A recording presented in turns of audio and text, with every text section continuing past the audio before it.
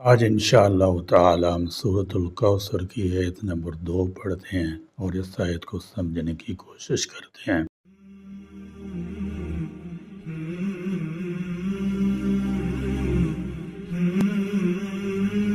اعوذ باللہ من الشیطان الرجیم، بسم اللہ الرحمن الرحیم۔ فصل لربک وانحر، فصل تو آپ نماز پڑھیں، لربک اپنے رب کے لیے، وانحر اور قربانی کریں۔ فرمایا فصل لربک وانحر، پس آپ صلی اللہ تعالی علیہ وسلم اپنے رب کے لیے نماز پڑھا کیجئے اور قربانی کیا کیجئے۔ نحر کے لغوی معنی اونٹ ذبح کرنے کے ہیں۔ اس آیت میں جن دو احکام کا ذکر ہے، ان دونوں پر عید الاضحیٰ کے دن عمل ہوتا ہے، یعنی عید الاضحیٰ کے دن پہلے مسلمان نماز پڑھتے ہیں اور پھر جانور قربان کرتے ہیں، یعنی اتنے بڑے انعام و احسان کا شکر بھی بہت بڑا ہونا چاہیے۔ تو چاہیے کہ آپ اپنی روح، بدن اور مال سے برابر اپنے رب کی عبادت میں لگے رہیں۔ بدنی روحانی عبادات میں سب سے بڑی چیز نماز ہے۔ نماز سب سے افضل عبادت ہے، یہ بدنی عبادت ہے۔ قیامت کے دن سب سے پہلے نماز کے بارے میں ہی بات پرس ہوگی۔ نمازی کو یہ شعور ہوتا ہے کہ وہ اپنے پروردگار کے حضور اس کے حکم کی تعمیل میں حاضر ہے اور اس کے سامنے اپنی بندگی کا اظہار کر رہا ہے۔ عبادات میں سے نماز کی تاکید قرآن و حدیث میں سب سے زیادہ ہے، لہذا اس کے فوائد و ثمرات بھی دنیا آخرت میں بہت زیادہ ہیں۔ یوں تو اہل علم نے نماز کے اجتماعی، سماجی اور اخلاقی فوائد پر کافی گفتگو کی ہے۔ نماز کے صحت سے متعلق فوائد و برکات پر مختصر عرض کیا جاتا ہے۔ یاد رہے کہ انسانی علوم و معارف میں جتنا اضافہ ہوتا جائے گا، اسلامی عبادات کے اسرار، حکمتیں اور فوائد بھی اتنی زیادہ ظاہر ہوتے جائیں گے۔ امراض قلب سے حفاظت، نماز کے یوں تو متعدد صحت بخش فوائد ہیں، اور اس کا سب سے اہم فائدہ یہ ہے کہ یہ انسان کو امراض قلب سے محفوظ رکھتی ہے۔ انسانی دل ہر وقت دھڑکتا رہتا ہے، یہ اس کا زندگی بھر کا معمول ہے۔ تاہم جب نمازی نماز کے دوران رکوع سجود کرتا ہے تو اسے دل کو سہولت آرام ملتا ہے، اس کا بوجھ ہلکا ہو جاتا ہے۔ اس سے پہلے کہ ہم ان صحت بخش فوائد کا تجزیہ کریں جو نماز کی بدولت انسان کے دل اور اس کے بدنی اعضاء کو حاصل ہوتے ہیں، ضروری ہے کہ ہم دل کی کارکردگی اور اس کی اہم سرگرمیوں کو جانیں۔ اس میں کیا شک ہے کہ دل جسم انسانی کا اہم ترین عضو ہے۔ دل تو اس وقت بھی کام کر رہا ہوتا ہے جب انسان ابھی جنین کی صورت میں اپنی ماں کے رحم میں ہوتا ہے۔ اس وقت سے لے کر انسان کی زندگی کی آخری لمحات تک دل مسلسل جسم کی تمام اطراف و جوانب میں خون پہنچانے مشغول رہتا ہے۔ سینے کی سطح سے بلند جتنے اعضاء ہیں، مثلا سر، ان تک خون پہنچانا دل کے لیے مشکل ہوتا ہے۔ ان تک خون کو دھکیلنے کے لیے اسے زیادہ زور لگانا پڑتا ہے۔ تاہم جب انسان رکوع اور سجدے کی حالت میں ہوتا ہے تو دل کے لیے دماغ، آنکھ، ناک، کان اور زبان وغیرہ تک خون پہنچانا آسان ہو جاتا ہے، کیونکہ ان اعضاء کا تعلق سر سے ہے اور سر سجدے میں دل سے پس زیریں سطح پر ہوتا ہے۔ اس حالت میں دل کی سخت مشقت میں کمی اور اس کے کام میں تخفیف ہو جاتی ہے۔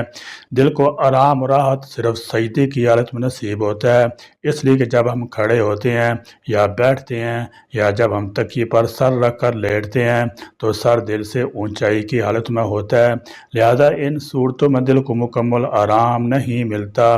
لیکن سجدے کی حالت میں دل کا کام آسان ہو جاتا ہے، جیسے گاڑی نشیب کی طرف چلنے میں آرام میں رہتی ہے۔ اس پر ہرگز تعجب نہیں ہونا چاہیے کہ دل کو سجدے کی حالت میں اپنی کارکردگی میں جو آسانی، سہولت ملتی ہے، اس سے دل کے دورے کا امکان کم ہو جاتا ہے۔ دل کا دورہ پڑنا اس دور کی عام پھیلی ہوئی بیماریوں میں سب سے خطرناک ہے۔ یاد رہے کہ دل جب اپنی مسلسل محنت سے تھک جاتا ہے تو انسان کو سستی، کمزوری، اضمحلال، سر درد، سر چکرانا، سینے میں درد، بے ہوشی، خرابی طبیعت کا سامنا کرنا پڑتا ہے۔ جدید طب میں ان تمام علامات کا علاج یہ ہے کہ دواؤں کے ذریعے دل کو سرگرم مستعد کر دیا جائے۔ دواؤں کے ذریعے دل کو یوں مصنوعی طور پر سرگرم مستعد کرنے کے نتیجے میں کبھی کبھی دل تباہ ہی ہو جاتا ہے۔ اس کی طبی کارکردگی بتدریج کمزور پڑنے لگتی ہے، مگر رات اور دن میں کئی بار رکوع سجود کرنے والے کا دل بہت سے اوقات میں راحت آرام پا لیتا ہے۔ نمازی کے دل کو ملنے والا یہ آرام دل کے سخت مشقت کے عمل میں تخفیف کا سبب بنتا ہے اور خطرات سے بچنے میں دل کی مدد کرتا ہے۔ دماغ کو تقویت سجدہ کرنے کے فوائد میں دل تک محدود نہیں ہے، بلکہ سجدہ کرنے سے دماغ کو بھی مدد ملتی ہے تاکہ وہ اپنی کارکردگی کو پوری چستی مستعدی کے ساتھ سر انجام دے سکے۔ دماغ سے خون کا یہ بہنا دماغ کی داخلی رگوں کے ٹوٹنے سے ہوتا ہے اور یہ نتیجہ ہوتا ہے بلند فشار خون یعنی ہائی بلڈ پریشر، یا شوگر کی بیماری کا، یا خون میں کولیسٹرول کی مقدار زیادہ ہونے کا، یا ان دیگر اسباب کا جو جدید طرز زندگی کے تلخ ثمرات ہیں۔ حتیٰ کہ یہ مرد انسانیت کے لیے انتہائی خطرناک صورت اختیار کر چکا ہے۔ کئی بار سجدہ کرنے والے نمازی کے دماغ کو ایسی قوت مدافعت مل جاتی ہے کہ وہ دماغ کے جریان خون سے محفوظ ہو جاتا ہے، اور اس لیے کہ سجدے کی حالت میں سر تک خون زیادہ اور خون پہنچتا ہے کیونکہ سر دل سے نچلی حالت میں ہوتا ہے۔ پھر نمازی کے دماغ کی شریان کو بار بار یہ موقع ملتا ہے کہ خون کی ایک بڑی مقدار سجدے کی حالت میں سر تک پہنچتی رہتی ہے۔ یوں دماغ کی شریان کو اتنی قوت مل جاتی ہے کہ فشار خون کے وقت وہ ہمگیر تباہی مچانے والے خون کے گزرنے والے کو برداشت کر لیتی ہے۔ یہ بالکل ایسا عمل ہے جیسے مسلسل ورزش، مشقت، ریاضت اور کثرت کرنے سے انسان کے پٹھوں کو قوت طاقت ملتی ہے۔ نماز کے دوران ایسی جسمانی ورزش ہوتی ہے جو تمام لوگوں کے لیے موزوں ہے۔ نماز کے سجدے اور رکوع بدن کے قدرتی وظائف اور ان کی طبی کارکردگی میں رکاوٹ نہیں بنتے، بلکہ نماز کی تمام حرکات، رکوع، سجود، جلسہ قیام انسان کی طبیعت اور اس کی فطرت کے عین مطابق ہیں۔ اس طرح باجماعت نماز کے فوائد و برکات بھی سماعت فرما لیں۔ نمبر 1، نماز باجماعت درس دیتی ہے کہ معاشرے سے انتشار کا خاتمہ کر کے اتفاق و اتحاد کا ماحول پیدا کیا جائے۔ نمبر 2، نماز باجماعت بتاتی ہے کہ جماعت کے لیے اہم زبان، ہم رنگ یا رشتہ دار ہونا ضروری نہیں، یوں ہی ہمیں اجتماعی زندگی میں بھی اسلام کو معیار بنانا چاہیے، نہ کہ قومیت، نسل، رنگ خون اور قرابت کو۔ پتہ چلا قوم مذہب سے بنتی ہے نہ کہ وطن سے۔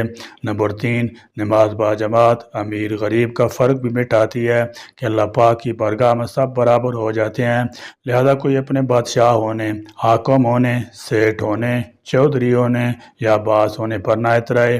باجماعت نماز میں کبھی تو غریب اور ملازم اگلی صف میں اور امیر سیٹھ عین اس کے پیچھے کھڑا ہوتا ہے۔ بقول ڈاکٹر اقبال، ایک ہی صف میں کھڑے ہو گئے محمود و ایاز، نہ کوئی بندہ رہا اور نہ کوئی بندہ نواز، بندہ حسام و تاج و غنی ایک ہوئے، تیری سرکار میں پہنچے تو سبھی ایک ہوئے۔ نمبر 4، نماز باجماعت ہمیں یہ بتاتی ہے کہ ہم وقت کی پابندی کریں۔ اولاً تو نماز بھی وقت میں پڑھنی چاہیے، پھر ایک خاص وقت میں جماعت کے ساتھ ادا کرنے سے وقت کی پابندی کا ذہن ملتا ہے۔ نمبر 5، نماز کے اعمال جیسے رکوع، سجدے، پھر تشہد میں بیٹھنا، یہ تمام اعمال انسانی جوڑوں، ہڈیوں کی تقویت کا باعث بنتے ہیں۔ نمبر 6، سنت کے مطابق رکوع کیا جائے، کمر سیدھی رہے اور گھٹنے جھکے ہوئے ہوں تو یہ عمل معدے کو قوت دیتا ہے اور امراض جگر سے نجات دلاتا ہے۔ نماز میں زندگی کے کسی بھی طبقے اور عمر کے کسی بھی حصے سے تعلق رکھنے والے انسان کے لیے صحت کا کوئی خطرہ یا نقصان نہیں، بلکہ سراسر فوائد و منافع ہیں۔ اور مالی عبادات میں قربانی ایک ممتاز حیثیت رکھتی ہے، کیونکہ قربانی کی اصل حقیقت جان کا قربان کرنا تھا۔ جانور کی قربانی کو بعد حکمتوں اور مصلحتوں کی بنا پر اس کے قائم مقام کر دیا گیا، جیسے کہ حضرت ابراہیم، اسماعیل علیہ السلام کے قصے سے ظاہر ہے۔ اس لیے قرآن کریم میں دوسری جگہ بھی نماز اور قربانی کا ذکر ساتھ ساتھ کیا ہے۔ قُلْ إِنَّ صَلَاتِي وَنُسُكِي وَمَحْيَايَ وَمَمَاتِي لِلَّهِ رَبِّ الْعَالَمِينَ لا شریک لہ وبذالک امرت وانا اول المسلمین۔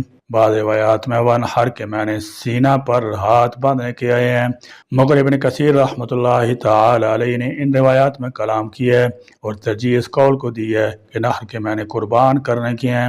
وہ ایسے مشرکین پر تعریض ہوئی کہ وہ نماز اور قربانی بتوں کے لیے کرتے تھے۔ مسلمانوں کو یہ کام خالص خدائے وحدہ لا شریک لہ کے لیے کرنے چاہیے۔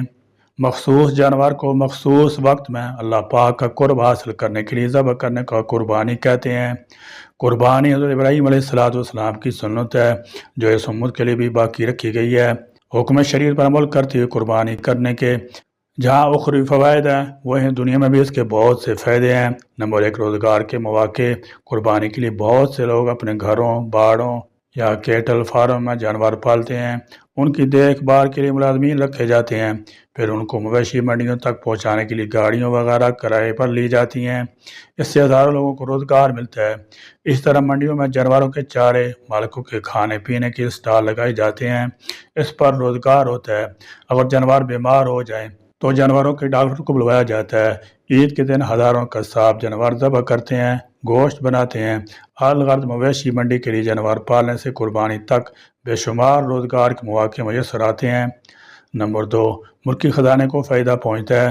جانور کو لے جانے والی گاڑیاں مختلف مقامات پر ٹول ٹیکس ادا کرتی ہیں اور پھر مویشی منڈی میں بھی جگہ جگہ کے حساب سے کرایہ دیا جاتا ہے، جس سے ملکی خزانے کو فائدہ ہوتا ہے۔